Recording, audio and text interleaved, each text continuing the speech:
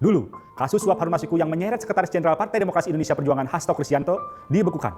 Namun, setelah PDIP bukan bagian dari rezim dan komisioner KPK berganti, Hasto ditetapkan sebagai tersangka. Peran Hasto dalam penyuapan Wahyu Setiawan sesungguhnya sudah terang benderang. Hasto ditengarai memerintahkan Harun Masiku menyerahkan uang kepada Wahyu. Tujuannya untuk membuat KPU menetapkan Harun sebagai anggota DPR pengganti antar waktu. Hasto juga dituduh menghalangi penyidikan dengan menyembunyikan Harun saat KPK hendak menangkapnya. Ketika penyidik mengajukan Hasto sebagai tersangka, pimpinan KPK saat itu menolaknya. Setelah itu, kasus membeku. Hasto melenggang sementara Harun Masiku lenyap bak ditelan bumi. Kasus ini kembali mencuat pada 2024 saat PDIP dan Presiden Joko Widodo resmi berpisah jalan. Seusai pemilihan umum, politikus PDIP termasuk Hasto getol menyerang Jokowi. Puncaknya terjadi pada pertengahan Desember 2024 ketika PDIP memecat Jokowi dan anggota keluarganya karena dianggap mengkhianati partai. Hanya selang beberapa hari Hasto menjadi tersangka. Sulit mengatakan kedua peristiwa itu tak saling berhubungan.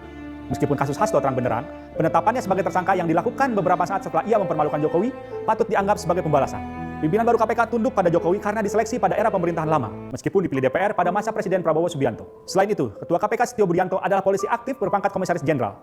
Berstatus perwira yang belum pensiun, Setio adalah bawahan Kepala Kepolisian RI Jenderal Listio Sigit Prabowo, orang kepercayaan Jokowi. Melalui kepanjangan tangannya di KPK, dari level direktur hingga pimpinan, Kapolri beberapa kali ditengarai turut menentukan berlanjut atau tidaknya suatu perkara di KPK. Contohnya adalah terhentinya pengusutan korupsi Wakil Menteri Hukum Edward Omar Syarif Hiaris yang sebelumnya menyandang status tersangka. Meskipun Jokowi bukan lagi presiden, pengaruhnya masih terasa dalam pemerintahan Prabowo.